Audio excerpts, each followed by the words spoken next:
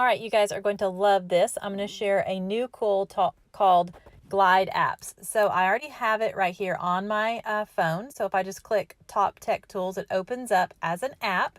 See here, we have already gone in and curated our favorite top tech tools, and we added them on the back end in a Google Sheet. So there is no coding required or anything. Super simple. Add in your links, add an image, and each of these has a little descriptor with it, and you can open it up in the link. You can go back and you can open up all of these. So this is a great way to share information with your teachers development, or as a teacher, I can gather a lot of links for my students and share this out. You also, if you click the eye in the top corner, get a QR code. How awesome is that?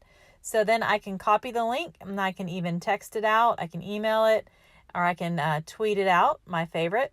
But when I do that, if you open it up here in your browser, then you can actually click the little box with the arrow, and that is actually how I added it to my home screen. So once I add it to my home screen, then I can name it whatever I want and click add, and you can see I already have it there as well. So that's how you can create that app on your home screen on your phone with an awesome list of curated resources for your teachers or for your students. Check it out, Glide Apps.